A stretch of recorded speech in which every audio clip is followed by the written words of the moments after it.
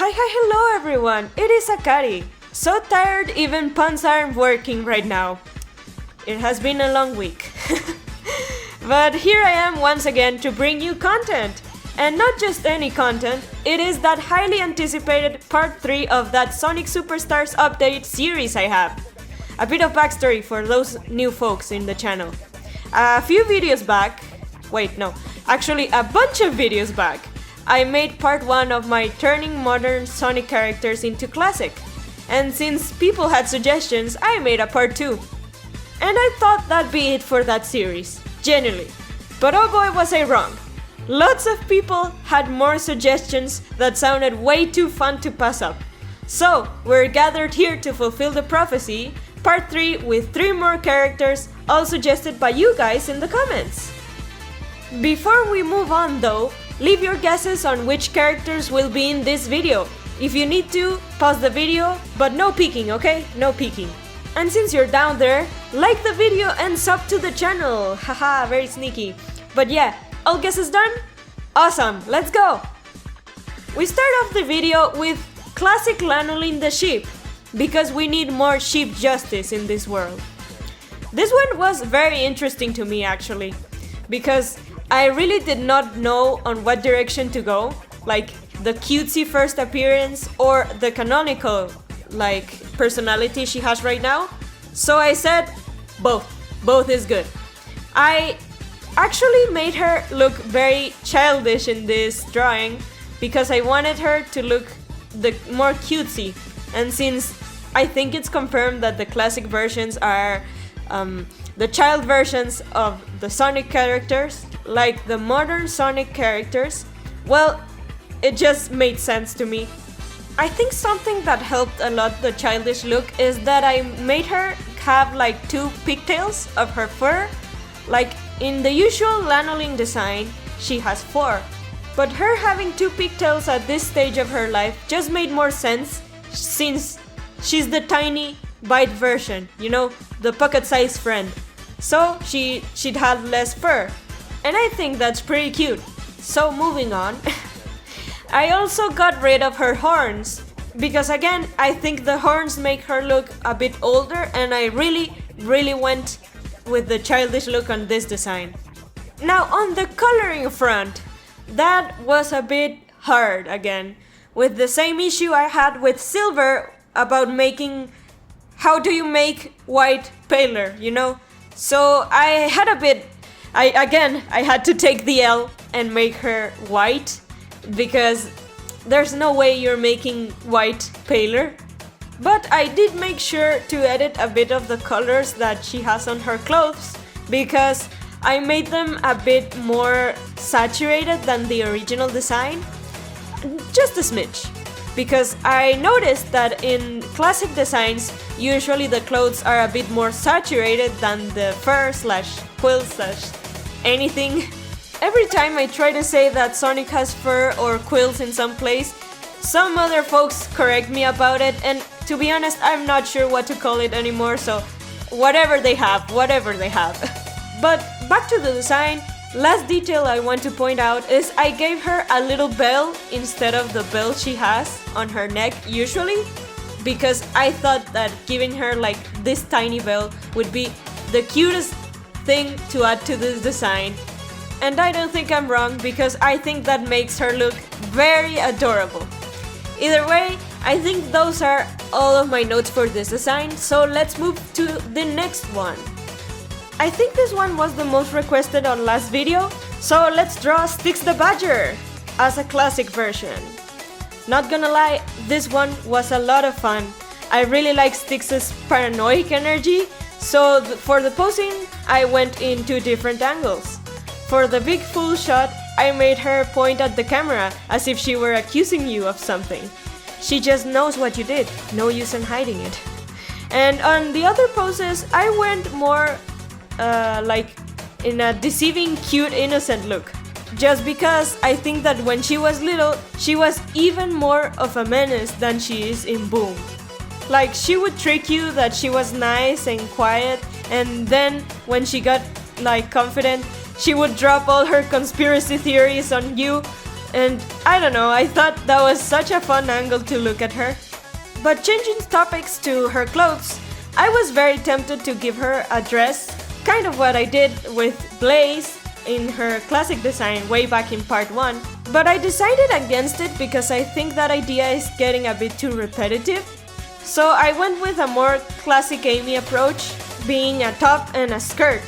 But on her shoes, I really did simplify a lot, because the original ones were, and I think are, some of the most detailed Sonic shoes I've ever seen. They have just a lot of bits and parts that aren't symmetric like usual in Sonic designs. I would bet money that anyone trying to hand animate those shoes would suffer a bit. No wonder Boom is made in 3D, I guess. On my classic version though, I made them have fluffs in the shoe cuff, and I kind of regret that since I'm not sure how that would be translated into sprites, like 2D sprites, but I guess you live and learn. Even though we could just say that this design was meant for illustration work only. That works for me. And as is the rule on all the classic designs, I desaturated all her colors to make her look more pastelish. I really like how the oranges and the browns I used look on her. Though classic designs are just less harsh on the eye, in general, I guess. But yeah, I think those are all my notes on her. She was pretty straightforward. Though, let's move on to the next design that was the second one most requested on last video, which is Search the 10 Wreck. And oh boy, where to start with this one? I know where. This one was very hard. Okay, so actually the hard part on this design was her quills, because I really wanted to pin them up because that's Surge's iconic look. Though I didn't want to include like the headband she always wears, because that's not very classic of her. I mean, that's not very simple to illustrate on pixels. So I decided to give her this weird hairstyle of like quills pointed up.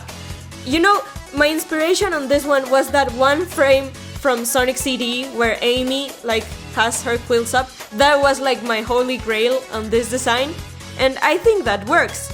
We shall not question the logic or the physics on this one, so let's move on.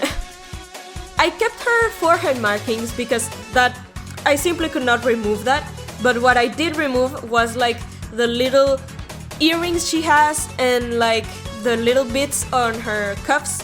You know, like the glove cuffs and the shoe cuffs that have like these tiny little studs. Yeah, I removed those because they just overcomplicated a lot the design, and I just made them look like pure metal in this design. And I also removed some detailing on her pants and her belt. I just logo oversimplified this girl a lot, even in the color palette, because there were a lot of like shades of gray on Surge's design, like the IDW design. So I just kept it to one in this design and made some parts that were gray black. I wanted to make the belt black, but it would clash with her shirt. So I decided to make it this orange that she has sometimes. And overall, I just simplified all that I could. And I tweaked a bit the shades of green and yellow because I really wanted to desaturate like the yellow on her pants, but it just didn't look Surge enough in my opinion, so I just kept it like normal saturation. Though I did desaturate the green of her quills because I don't think that it would be a true classic Sonic design if the quills weren't more desaturated than the modern version. It's just kind of the rule. But that was kind of the hard part of this design because, again, I've said it a lot of times, the IDW characters are just designed different than, you know, the game characters, because those were designed with polygons in mind, and comics, like comic designs, are just designed almost with a rule of cool kind of mindset. You know, you don't optimize a lot of things in comics because, well, you optimize what you want to draw. And For comic standards, Serge's design is very well balanced, though I'm sure that if it were to actually be put in like a classic game, it would have to be very adjusted for it to work on canon. At least if they're following their own rules, which if they are, they should not put like Serge in anywhere near classic games. But what do I know? Sega breaks all their rules all the time, so what do I know? Either way, I think those are all my notes for Serge. If I have any more things to say, I'll probably put them in like the screen, but I don't think so. So that should be it for the 3 designs of today. Tell me, did you get some of them correct, or did you get all of them correct, or did you get none? I don't think you would get none because of the thumbnail, but tell me, do let me know in the comments, and tell me which characters you would like to see me draw next. I mean, this series is already in part 3, so I guess we're not stopping anytime soon, huh? I don't really mind, I really love doing this design, so I guess it's win-win for you and me. Either way, I think it's time I go have a nap. But not before I thank our lovely channel members that help me support this channel. Thank you so much to Jimari Fox, Kyo, Servando Verdugo, and Cami M for all your support on this channel. And thank you, lovely viewer, for watching till the end. I have been Akari-san, and I really hope you enjoyed this video. Keep drawing and stay rad, lovely viewer. I'll see you on the next one. Bye bye!